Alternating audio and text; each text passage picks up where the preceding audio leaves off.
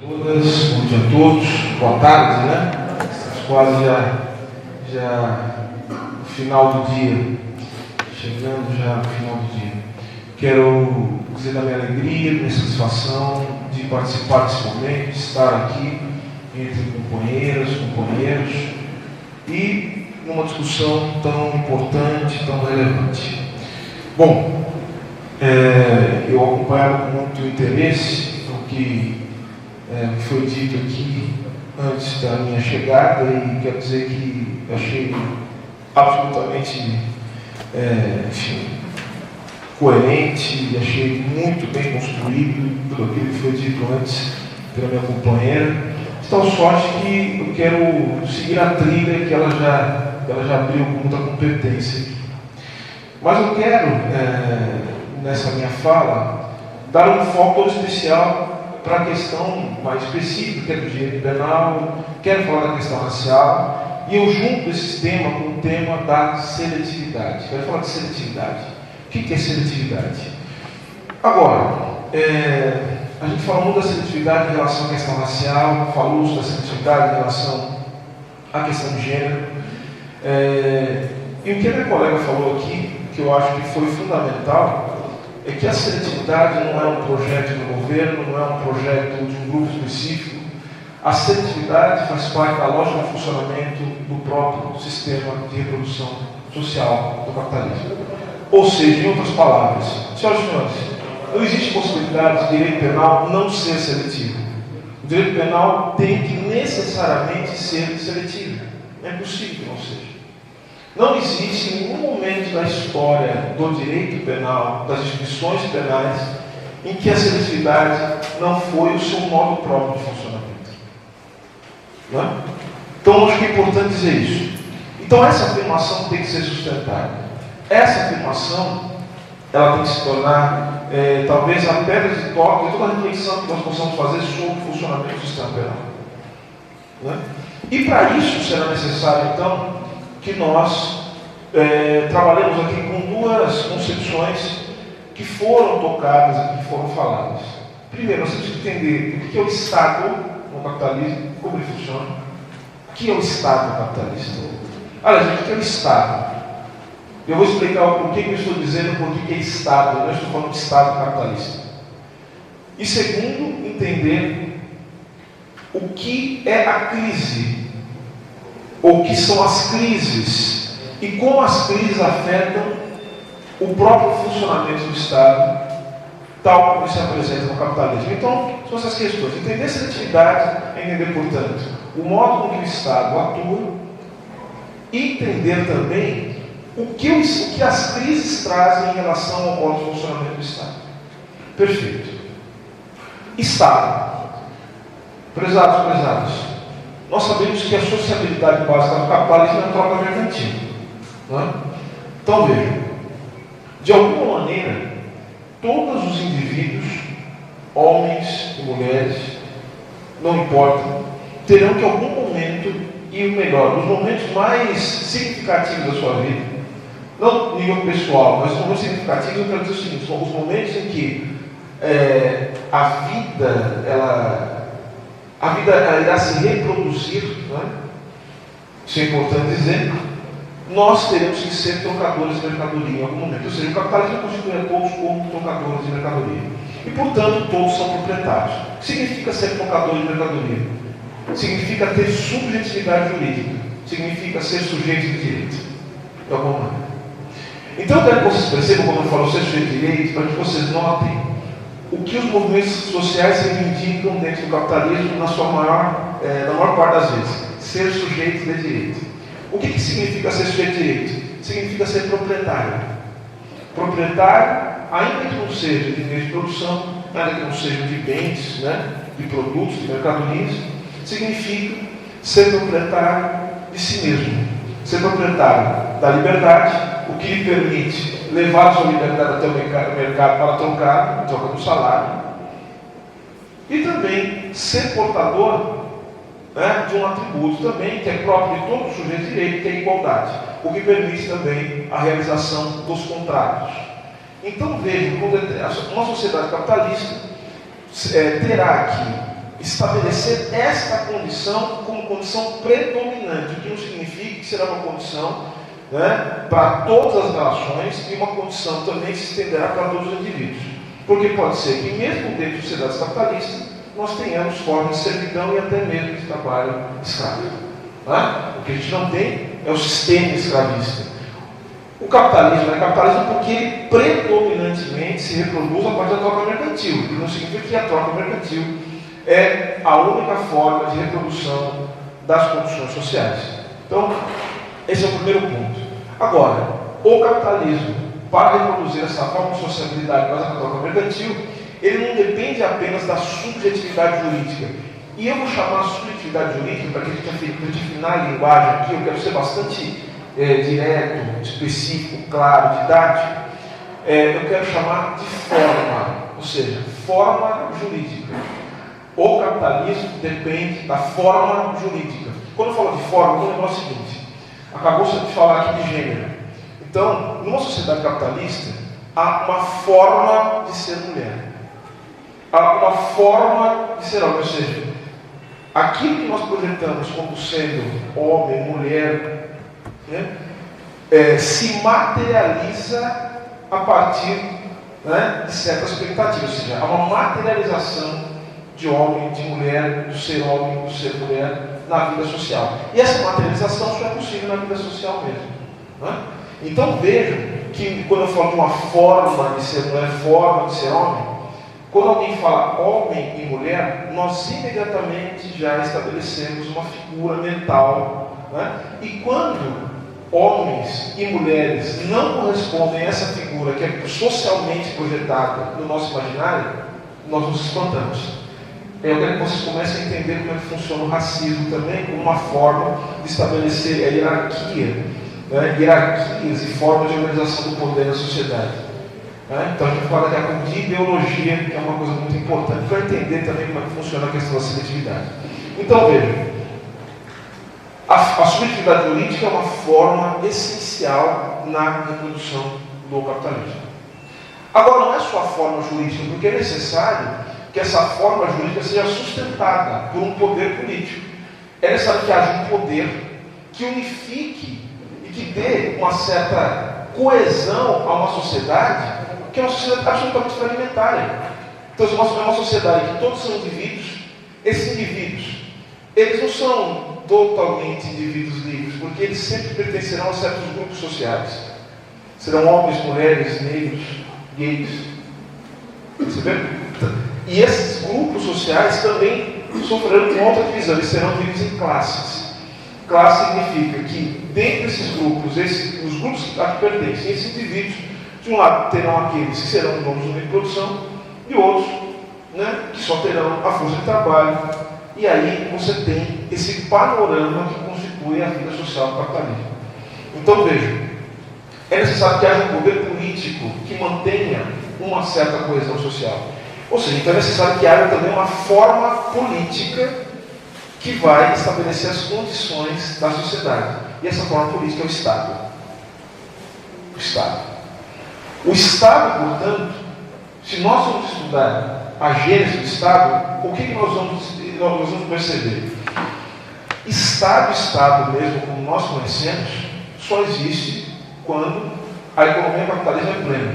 Obviamente a gente aprende na escola que o Estado é absolutista. Mas, na verdade, o absolutismo não é bem um Estado tal como nós conhecemos. Até porque, eu sempre lembrar isso, eu falo sempre para os meus alunos. Se nós pensarmos no Estado absolutista, a gente não consegue desvincular o Estado absolutista da figura pessoal do rei ou da nobreza. O Estado é pessoal. O poder é pessoal. O capitalismo, o poder não pode ser pessoal. Nós estamos vendo aqui no Brasil. Toda vez que a gente começa a estabelecer uma relação direta entre uma classe social ou um grupo específico e o poder do Estado, sabe o que significa? Que a coisa está indo muito mal. Nós temos uma crise desgraçada. Porque o melhor capitalismo, onde está organizado, é onde você não tem essa identificação pessoal do poder, mesmo com a burguesia. Parece que o Estado ele paira de maneira impessoal sobre a burguesia e sobre a classe trabalhadora. Esse é o sinal, é a aparência de que não há crise.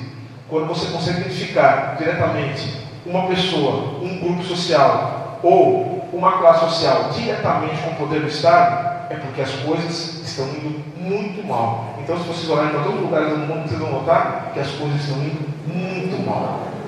Perceberam? Seria impensável momentos que não há crise, né? Que você tenha um presidente como o Trump. O Trump é um sintoma de uma doença que é a crise. Então vejamos. Então nós temos aí, tem a forma jurídica, a forma política, só tem a mais importante delas, que é a forma mercantil, que ela determina todas as outras, e a forma dinheiro, porque a forma dinheiro ela é o equivalente geral das mercadorias. Se vocês notaram uma coisa, a forma jurídica faz com que todos os indivíduos tenham equivalência entre si, para eles poderem trocar mercadoria. A forma dinheiro iguala todas as mercadorias para que elas possam ser trocadas entre os indivíduos.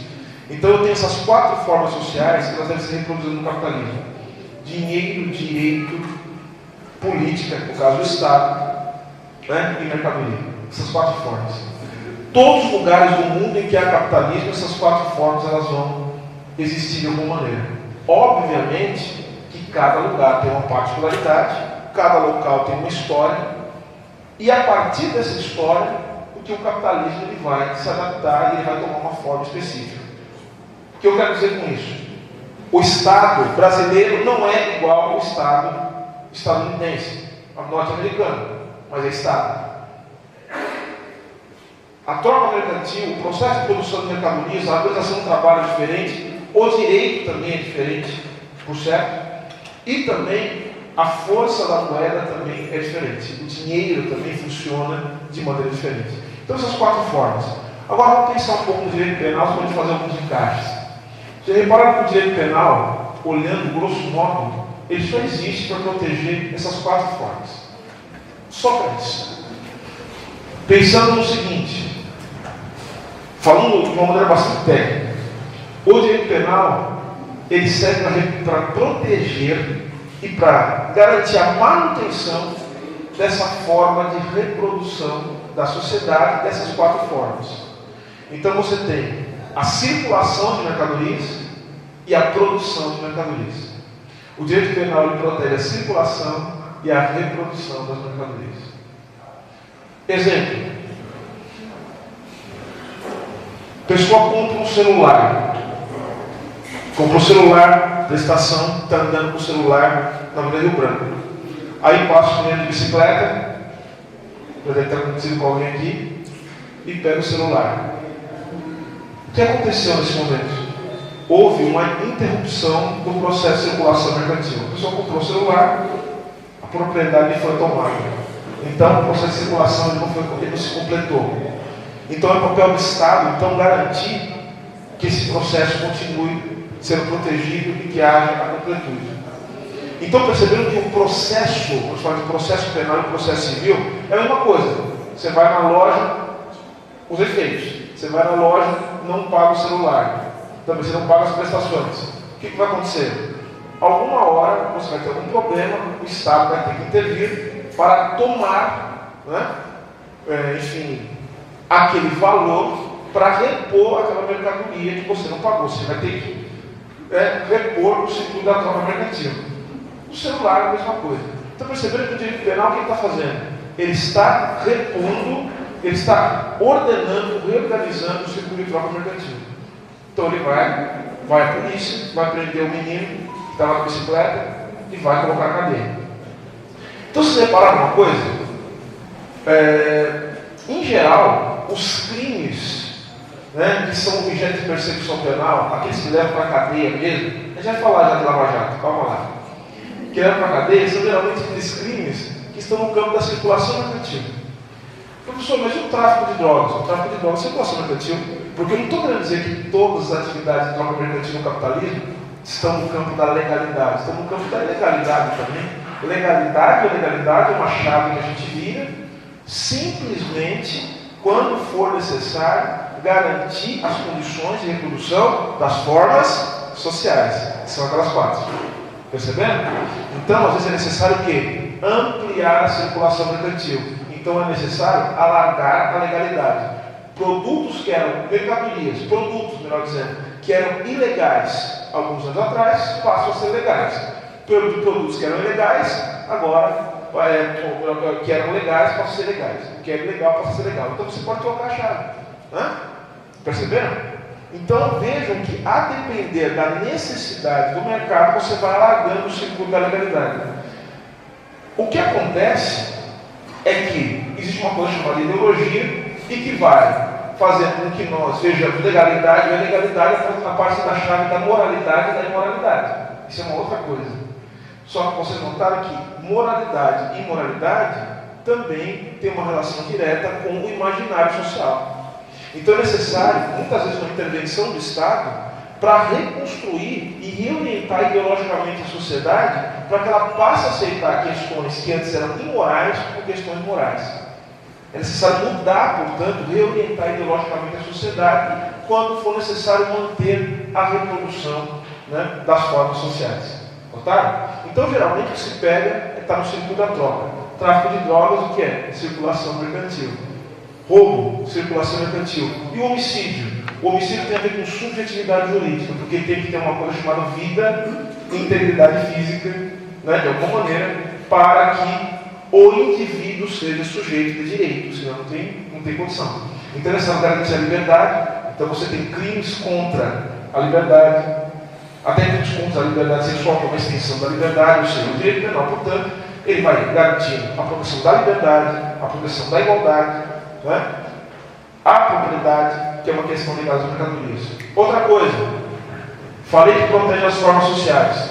Nós temos crimes também contra a administração do Estado. Entende? Por exemplo, o sujeito que vai lá, crime contra a administração de justiça, ele mente na audiência, testemunha que mente, para proteger o quê? O Estado. Crime contra a administração pública, proteger o Estado. Tá? Agora a pergunta que se faz é a seguinte: o que está acontecendo no Brasil hoje, né? Que tem gente branca, rica, empresário, para cadeia. Né? O que é isso? Vamos lá? Como é que chama isso? Crise. Não tem outro nome. E por quê? Eu falei que geralmente os crimes acontecem na história da circulação. Só que, vamos lá, eu tenho a subjetividade jurídica. Só que a subjetividade jurídica, essa condição de ser sujeito, tem que ser protegida por uma série de normas, né, de leis, de estatutos, que estão diretamente ligados ao poder estatal. Então a gente não pode confundir o sujeito de direito, a subjetividade jurídica, com as normas jurídicas. As normas jurídicas, elas servem para garantir a ordem social, ou seja, uma ordem em que as pessoas, na hora da troca mercantil, tenham a sua liberdade e a igualdade garantidas. E também a propriedade das mercadorias que serão trocadas. Tudo bem? Então vejam. Então eu tenho as normas jurídicas estatais, né, que vão garantir isso. Então as normas, elas têm que prever o que pode acontecer. Então a norma, ela tem que prever, inclusive, que o empresário, ele não vai pagar tributo. Ele tem que pagar tributo. É fundamental que ele pague tributo. Porque o pagamento do tributo garante o funcionamento do aparelho repressor do Estado. Ele garante o pagamento do salário dos agentes públicos, que vão proteger a propriedade privada e garantir a existência dos contratos. Então é necessário que você garanta que o Estado ele seja abastecido. Então está previsto ali. Só que vejam, há uma previsão, não significa que isso aí vai ser ativado, porque, obviamente, o Estado não é burguês, isso é dele. Falar essa coisa que o Estado é burguês faz algum sentido, mas não é certo. O Estado não é burguês. O Estado é capitalista, que é outra coisa. Se o burguês tiver que ser preso, ele será. Vejam só, se quebrar uma empresa, não tem problema. O sujeito que se vira, inclusive, faz um discurso ideológico para dizer que ele foi incompetente. Né? Não soube se virar no capitalismo. Se quebraram duas empresas, são dois incompetentes. Quebrou três, são três, quebrou quatro, opa! Aí o Estado tem que ir lá e pôr a mão, porque senão você tem o quê? Um desarranjo do sistema capitalista. Foi o que aconteceu em todas as grandes crises econômicas. Vocês perceberam para quem serve o Estado também? O Estado serve para manter a ordem social e para reestabilizar a sociedade em período de crise. Então o Estado tem que mudar suas formas de intervenção. Então, tá? Então, notem. Vamos lá. Vamos dos empresários. Então, veja que vai haver a previsão do empresário para a cadeia, do grande industrial para a cadeia, mas dificilmente se vai ativar isso. Certo? Porque eles estão muito perto da polícia, muito perto do poder, mas existe a previsão.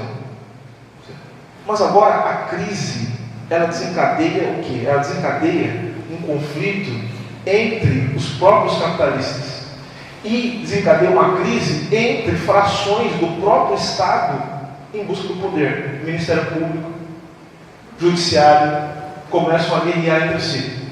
E os capitalistas começam também a lutar por uma posição de predominância no mercado, esperando a hora que o mercado vai se rearranjar a hora que a crise passar. Tem gente que acha que essa aqui não vai passar, né? Mas quem acha que vai passar vai dizer, puxa, um dia ela vai passar, então é necessário que os players do mercado estejam posicionados de maneira diferente.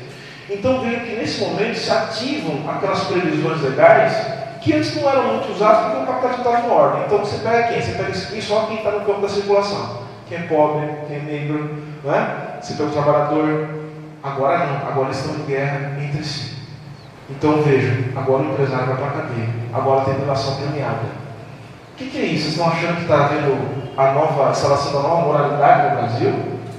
Está acontecendo simplesmente? Está havendo uma reorganização do capitalismo no Brasil com consequências drásticas no sistema político, no sistema jurídico. E eu tenho falado com meus amigos, promotores e juízes, e eu os tenho em grande quantidade. Eu falei, a hora que o sistema político brasileiro se reorganizar, vocês se preparem, porque vocês vão entrar no torniquete. Porque ninguém vai suportar, né, ter sido eleito, ou pelo menos aparentemente, né, eleito, e ter que governar com a faca no pescoço, com frações do Estado. A primeira coisa que ele vai fazer, se tiver poder, ele vai colocar o torniquete no Ministério Público e no Judiciário, porque ele vai achar que ele vai poder governar se esses poderes estiverem da mesma maneira que estão hoje. É isso que vai acontecer. O que eu estou dizendo, não é uma torcida. O que eu estou colocando aqui é uma previsão dentro do funcionamento do sistema. Professor Silvio, mas isso é um absurdo o que o senhor está falando. Isso nunca aconteceu, isso não aconteceria num país sério. Eu não sei o que é país sério, mas vamos lá. Isso já aconteceu algumas vezes na história. Já ouviu falar de um presidente chamado Franklin Delano Roosevelt? Já ouviu falar? Presidente dos Estados Unidos, 4 vezes, né? Morreu no quarto, não completou 4 mandatos que ele morreu, mas ele foi o presidente dos Estados Unidos eleito 4 vezes. E ele foi presidente dos Estados Unidos num período crítico, crise de 29. Então o que ele tinha que fazer? Ele ganhou as eleições e ele precisava estabelecer formas de intervenção do Estado na economia de maneira diversa. Ele precisava quebrar com a ideia, que é uma ideia do liberalismo clássico, de que o Estado não pode intervir na economia. Então, ele quer fazer o contrário. O Estado agora tem que criar demanda. O Estado agora ele tem que interferir no mercado. O Estado tem que ter agora direitos sociais, tem que regular certos setores da economia. Só que aí, qual a barreira que ele encontrava? Uma barreira muito forte, estrutural, que é a barreira ideológica. Os antigos juízes, né, que estavam na Suprema Corte Americana, que tem 9 membros, e também boa parte da administração pública federal, os promotores, enfim, eles eram profundamente contrários à forma de intervenção do Estado, porque eles achavam que a interferência do Estado ia contra, olha só, você não viu esse discurso já? Contra as liberdades individuais. Não pode o Estado intervir. O Estado intervindo vai ser um ataque às liberdades públicas. Então, sabe o que ele fez? Ele usou o que ele tinha nas mãos. O que ele tinha nas mãos? Poder. Não pensou 2 vezes. Ele começou a mandar as medidas para o Congresso aprovar. O Congresso aprovava, porque o Congresso não tinha mais medo, porque o Congresso foi eleito, né? Então o Congresso aprovou as medidas, porque os Estados Unidos estavam na draga. Terrível. Estava terrível.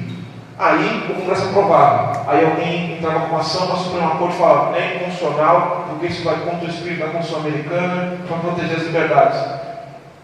Fizeram uma, fizeram 2, aí o que ele fez? Não pensou 2 vezes. Mandou uma emenda constitucional para mudar a Constituição e para mudar o número de juízes da Suprema Corte de 9 para 16. Ele falou, ó, cada um está ficando velho e fazendo 70, eu vou colocando um junto, que pensa como eu. Então vocês notaram, né? Mesmo os governos progressistas não tiveram competência nem para indicar o ministro Supremo. Entenderam que é um ato político, quer dizer, ele começou a indicar. Aí ele mandou a emenda constitucional. Quando bateu a emenda constitucional lá, no Congresso, os juízes, eles mesmos já começaram, eu me aposento, não quero mais saber. Começaram a sair, outros começaram a mudar de posição, ou seja, quem tem poder usa poder. E aí os Estados Unidos conseguiu fazer o mesmo tipo, isso disse. Bom, outra pessoa que fez isso, 1930, Getúlio Vargas. Não tem, só que Getúlio Vargas é mais violento, ele é mais rústico. Aposentou, assim, ó, você é ministro de uma coisa? Você é ministro do STF? Agora não é mais, perdeu, tchau. Mandaram para casa. Não quero sair, vai preso, não tem problema, vai sair na marca, está aposentado. Fez isso. Ou seja, o que eu estou querendo dizer com isso? Eu estou querendo dizer que o Estado, ele modifica as suas formas de intervenção para lidar com as crises. E o que é a crise? Também é uma coisa que tem que definir o que é crise, que é bem importante nesse momento. A crise é quando eu tenho uma espécie de incompatibilidade entre as regras, né, que mantêm a ordem social e os padrões de reprodução da economia. Então, vejam, a economia funciona de um jeito. Ou seja, eu tenho uma forma de organização industrial, de organização do trabalho, de um lado, e eu tenho certas regras que vão manter isso em ordem. Exemplo, a crise 29, ela gerou um novo padrão regulatório de regras para o funcionamento da sociedade, mas regras que se compatibilizavam com o regime econômico que nasceu da crise, que era o Fordismo, né? Ou seja, você aumentar as plantas industriais, aumentar a sociedade de consumo. Para você aumentar o consumo, tem que aumentar o quê? Lembra que eu falei?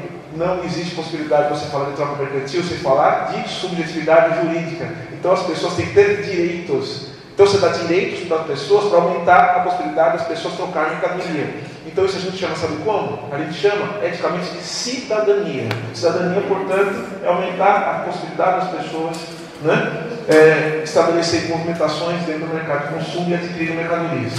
Quando eu falo de mercadorias, eu estou falando de todo tipo de mercadoria. Eu estou falando só de comprar telefone, roupa. Eu estou falando de comprar saúde vira mercadoria. Ou então, não coisa que você precisa comprar, mas coisas que você recebe produtos e prestações. Você recebe mercadorias por parte do Estado. É isso, o Estado de Bem-Estar Social é isso. Você amplia a capacidade de consumo. Você insere mais pessoas no mercado. É um arranjo político inclusivo. Um arranjo político inclusivo. Como é que a gente chama isso? A gente dá direitos para as pessoas. E eu não sou uma Zé Lista do Rei para dizer o seguinte: não, é horrível ter saúde pública gratuita. Não estou dizendo isso. Eu estou dizendo que tem um teto para isso. E o teto é o capitalismo. Perceberam? Nós estamos discutindo saúde pública gratuita, ou saúde pública privada, ou saúde privada, privatização, plano de saúde, essas desgraças todas, porque a gente vive no capitalismo. E só faz sentido no capitalismo. Não faz sentido, né, numa sociedade que não vive sob esses parâmetros e que não está sob a égide dessas formas sociais que você tem agora. Perceberam? Então, ou seja, o que significa, portanto, ter cidadania? Significa que mais indivíduos, portanto, serão sujeitos de direitos. Tudo bem? Então a gente faz uma relação direta entre liberdade e troca mercantil.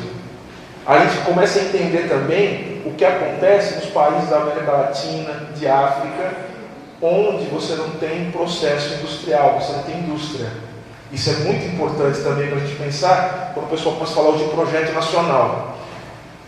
País que não tem indústria é um país que não consegue pagar salários minimamente decentes a fim de estabelecer uma subjetividade jurídica e cidadania para as pessoas. Então, um país que não tem indústria é um país que não precisa ter universidade, por exemplo, porque não faz o menor sentido ter universidade se você não tem indústria, no capitalismo. Não faz o menor sentido se fazer pesquisa científica se você não tem indústria. Não faz o menor sentido você ter cobrança, uma cobrança racionalizada de tributos se você não tem indústria e se você não tem universidade. Não faz o menor sentido. Perceberam? Muitos dos projetos chamados desenvolvimentistas estão pensando nisso. A industrialização, ela cria, vamos dizer assim, um capitalismo mais inclusivo.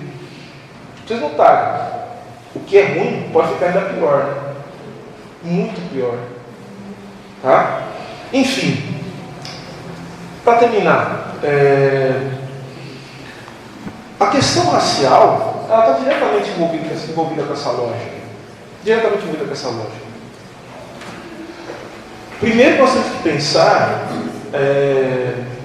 como a situação dos trabalhadores negros no capitalismo, isso é uma coisa que eu tenho insistido muito, e eu quero deixar essa reflexão para que nós possamos discutir, debater e pensar. Tem sido, a minha produção acadêmica tem girado em torno disso, nesse exato momento.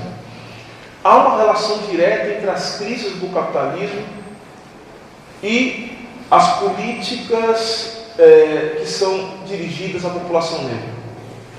Toda vez que o Estado muda as formas de intervenção na sociedade do capitalismo, você tem uma reconfiguração da questão racial, ou sendo mais específico, uma reconfiguração do racismo.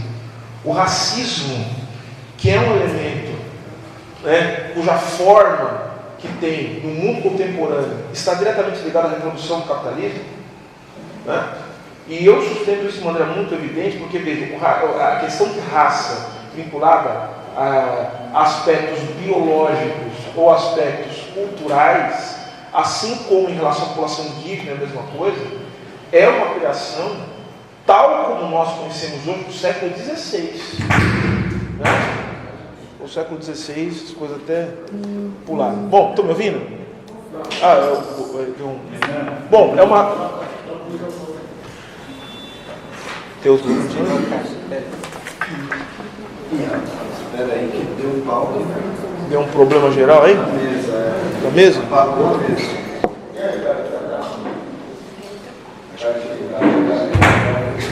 Voltou aqui, ó. Agora sim.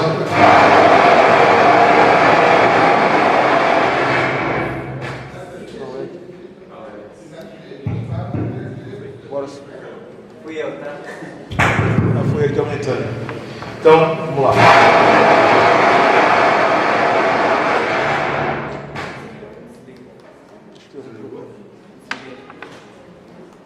Pode ligar?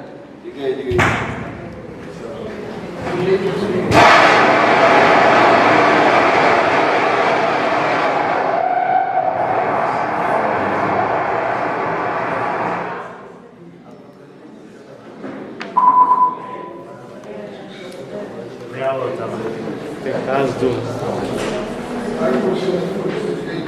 Aqui já tá, só sair.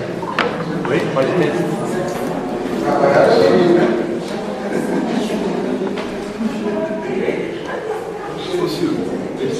Alô, som? Tá ligado lá? Aqui tá. Tá bem? Agora sim. Pronto. Alô, som? Beleza? Então, vamos lá. Para encerrar aqui. Agora sim. Alô, som. Alô, ótimo. Senhoras e senhores, como eu dizia, a ideia de raça, que nós conhecemos hoje, é uma criação do século XVI. Enfim, uma criação de uma sociedade que começa a construir um padrão de classificação baseada no universalismo europeu. Depois do iluminismo, no século XVIII, ia tomar uma configuração filosófica muito mais acentuada, e no século XIX ia se configurar de maneira científica. Então, a noção do racismo científico é uma criação do século XIX, que tem todo esse histórico baseado no pensamento moderno. Então, vejam, a noção de raça, de racismo, ela está diretamente ligada aos movimentos de reprodução da sociedade capitalista. Então, notem, se nós pegarmos a primeira grande crise do capitalismo, que é a crise de 1873, a primeira grande crise do capitalismo. A primeira grande crise do capitalismo, ela tem um efeito que é da expansão, né, das trocas mercantis, né, ou a expansão do comércio, dos produtos que eram produzidos, dos produtos, né, ou das mercadorias, melhor dizendo, sendo mais específico, das mercadorias produzidas na Inglaterra e nos países europeus para outros lugares do mundo. Né, um movimento que ficou conhecido como imperialismo, primeira fase do imperialismo.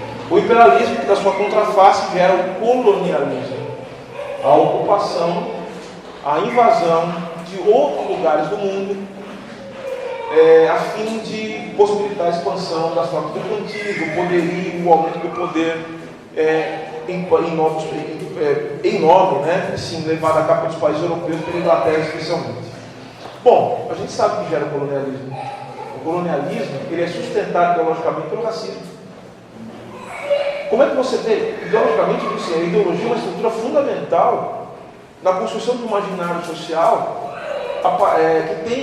que leva em conta uma sociedade fragmentada, dividida, hierarquizada, uma sociedade de classe, né, em última instância. Como é que você vai admitir ou possibilitar que alguém que o seu governo entre num estado ou num país estrangeiro, numa nação estrangeira, mate essas pessoas, violente as mulheres, mate as crianças? Isso tem uma justificativa moral. É só o racismo que é capaz de fazer isso, porque o racismo ele tem esse efeito, né, de nos afastar do outro. Nós não nos identificamos com o outro, tal como a questão de gênero também tem esse mesmo efeito em relação ao masculino, em relação ao homem.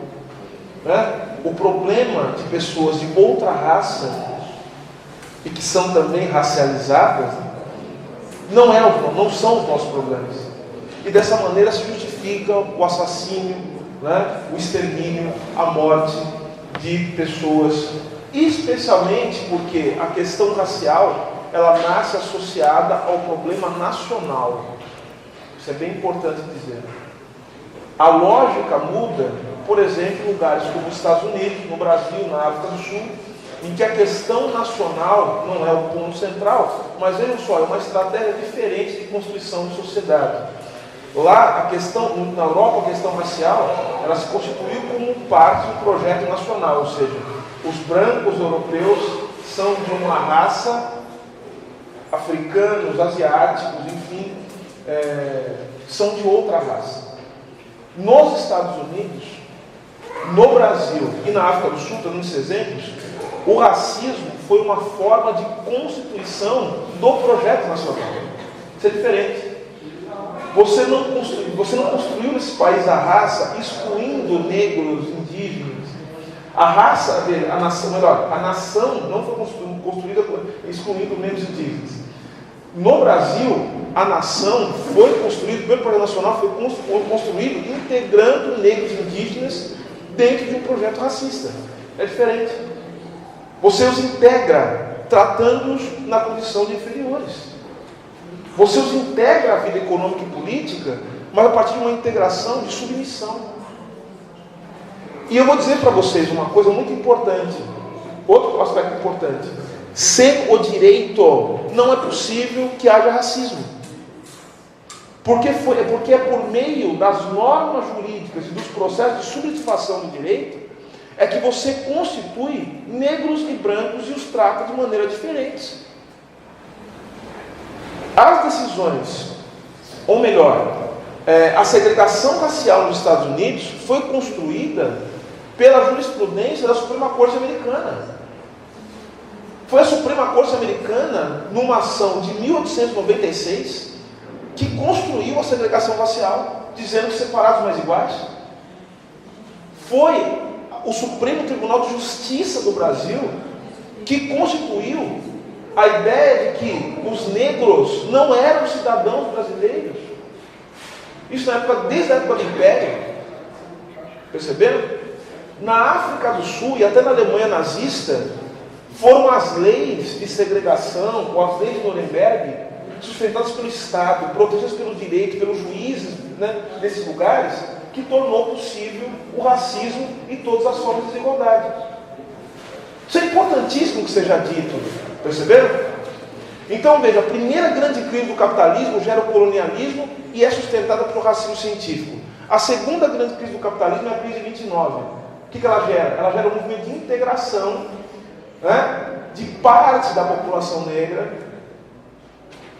e indígena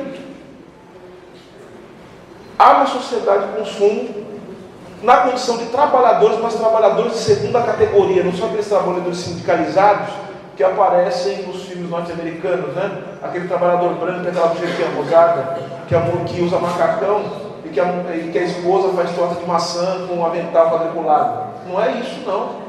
A população negra nos Estados Unidos, por exemplo, trabalhava no pior setor, que era o setor chamado setor concorrencial da indústria, que era o setor de alta instabilidade, sindicatos mais fracos, setor têxtil, por exemplo, em que você não tinha sindicatos fortes o suficiente para fazer negociações salariais e assim conseguir, né, aumentos periódicos para consumir cada vez mais. Nesse sentido, você cria, veja, um discurso de igualdade universal, mas com uma contradição insuperável e que só é resolvida pelo racismo. E aí não é à toa que nos Estados Unidos, nos anos 50, 60, 70 já começa já a decadência, mas nos anos 50 e 60, onde você tem o auge da economia americana, você tem também o início do movimento pelos direitos civis. E os negros estão contestando isso. Não é à toa que surgem as panteras negras, né, nesse período.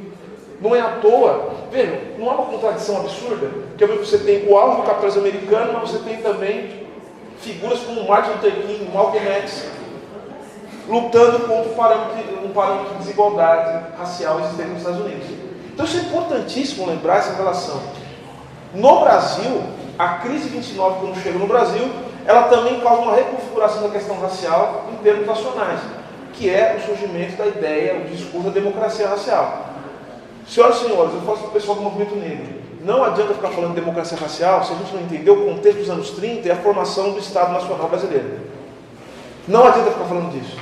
O Gilberto Freire, no seu último livro, Ordem e Progresso, ele escreve assim no livro, no final. Ele fala, primeiro, eu acho que o Brasil já tem uma democracia latente, o Brasil já constituiu formas de relação em que o consenso se chega sem uma intervenção do Estado mais forte, mas é necessário juntar o antigo, que é essa forma de sociabilidade, que negros e brancos e indígenas estão bem, segundo ele, com a modernização. E modernização do capitalismo precisa de Estado.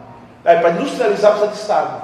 E aí o que ele vai defender, e agora trabalhadores, mulheres vão entender, né? Ele vai defender o seguinte: não tem que ter lei trabalhista para trabalhador do campo, porque lá as relações já são naturais, constituídas pela história. Só tem que ter lei trabalhista para o trabalhador da cidade e da indústria. Essa ideia dele deu certo? Claro que deu. O trabalhador da cidade só tem que ter direito trabalhista em 1988. E trabalhador doméstico, trabalhadoras domésticas, como ela muito bem colocou, até hoje não tem o mesmo direito. Ou seja, vamos voltar para o que eu falei no começo, não estão inseridas no grau de cidadania e, portanto, do consumo da troca mercantil, tal como uma parte expressiva dos trabalhadores. Quem é trabalhador doméstico, quem é trabalhador do campo, ainda sofre os efeitos dessa configuração do Brasil. Então, o discurso de democracia racial tem que ser como parte de um projeto integrador. Senhoras e senhores, o racismo não vem com essa história. O racismo não é um elemento de segregação tão somente. O racismo no Brasil funciona como elemento de integração racial. É um elemento de integração nacional, melhor dizendo. Integração nacional. O racismo serve para isso, para integrar a sociedade capitalista, um capitalismo periférico, dependente, mequetrefe, igual esse que nós temos. Entenderam? Então, esse é o sentido principal. A crise desse modelo, e aí termino dizendo o seguinte: a crise desse modelo econômico, como muito bem foi dito aqui, gera também um novo processo de intervenção do Estado. Como você acaba com o parâmetro fordista, qual que é a crise? Incompatibilidade. O modelo do bem-estar social, de intervenção do Estado, de direitos sociais, não cabe mais numa economia como foi dito aqui, de acumulação flexível. Não tem como você garantir mais isso. Isso é crise. Por isso que quem faz faculdade de Direito se sente absolutamente num outro mundo. E é um outro mundo mesmo, é uma coisa absurda. Tem criança tomando tiro de fuzil e a gente discutindo embriaguez fortuita, crime impossível, umas coisas absurdas que não fazem o menor sentido. A gente discutindo crime organizado, né? Quadrilhas são 4, sendo que, vamos pegar esse esposo da máfia italiana. Senhores, máfia italiana não existe mais aquele negócio de no filme. Os mafiosos italianos, principalmente os mafiosos ali, da Drangheta, da região da Calábria, que as pessoas nem sabem muito bem quem são pessoas absolutamente integradas ao mercado. E depois que teve a Operação Mãos Limpas, aí que você não tem condição mesmo de diferenciar quem é da máfia, quem é estatal e quem é empresa. Há uma integração global do crime. Eles estão na faculdade de Direito, decorando o parágrafo do Código Civil, do Código Penal. Coisa ridícula. Se você, a crise causa uma sensação de que nós somos pessoas ridículas. A crise causa isso. Estudante de Direito, professor de Direito, juiz, promotor, advogado, são pessoas ridículas. E por que a sensação de ser ridículo? Porque nós somos absolutamente incompatibilizados com o estado da reprodução da economia. E aí nisso é o seguinte, como não tem como integrar as pessoas, mesmo no racismo, só tem um jeito de fazer, matar. Ou seja, o direito penal, o encarceramento em massa, são formas de regulação da sociedade capitalista contemporânea. Não são coisas que estão fora da curva, irregularidades, mau funcionamento. Por isso que eu fico, como diz, bolado com o pessoal que fica achando que racismo é coisa institucional. Porque institucional o que você faz? Você faz ação afirmativa, resolve o problema. Porque o problema é a instituição que está funcionando mal. O problema não é o racismo institucional, ele é estrutural. Ele é resultado do funcionamento das estruturas do capitalismo. Não tem como ser diferente. Então, lutar contra o racismo, senhoras e senhores, é lutar pela transformação radical da vida social, da vida econômica. É óbvio que a gente não abdica de fazer a luta no dia a dia. Se um irmão meu, uma irmã minha, tiver qualquer problema por questão racial, o irmão meu estiver preso, uma irmã minha estiver presa, eu, como advogado, eu tenho o dever de intervir nessa situação. Nós temos que lutar para diminuir o sofrimento das pessoas. Você não tem dúvida disso. Né? Não vou deixar as pessoas sofrendo esperando o momento da revolução. Não é isso que está acontecendo. Inclusive nós estamos aqui por causa disso, eu acho, né? É porque a gente não quer esperar que as pessoas sofram mais, deixar as pessoas sofrendo. Só que isso não nos autoriza também a abdicar da missão histórica, discutir um novo modelo de sociedade, um novo modelo de sociabilidade, diante da falência desse modelo. E é esse modelo de sociedade, esse modo de viver a vida, é que está nos destruindo, que está nos matando, e que possibilita que as nossas lutas alcancem um patamar maior. Mas eu tenho esperança, estou aqui por causa disso. Eu carrego a esperança no coração. Eu carrego a ideia de que um povo como o nosso, que chegou até aqui e que consegue, apesar de todas as coisas, estar nesse momento discutindo essas questões, que são questões que não são simples, são questões de altíssimo nível que eu estou colocando aqui. Eu estou tendo uma conversa com vocês que muitas vezes eu não tenho com os meus alunos, porque eu sei que pessoas que sofrem, né, a partir dessa estrutura que eu estou descrevendo aqui, são mais capazes de compreender o que eu digo do que pessoas que ficam pondo isso na cabeça pelo campo teórico. Então, para nós a teoria, isso é importante dizer, para nós a teoria é a arma de luta. Para nós o conhecimento é a arma de transformação social. Portanto, a gente não pode cair no praticismo e também nem no teoricismo. Para nós não tem essa diferença. Para nós toda a teoria é prática, toda a prática é teórica. Para nós, o horizonte final, e por isso teoria, é projetar um mundo possível. E outro mundo é possível. Muito obrigado a todos e todas.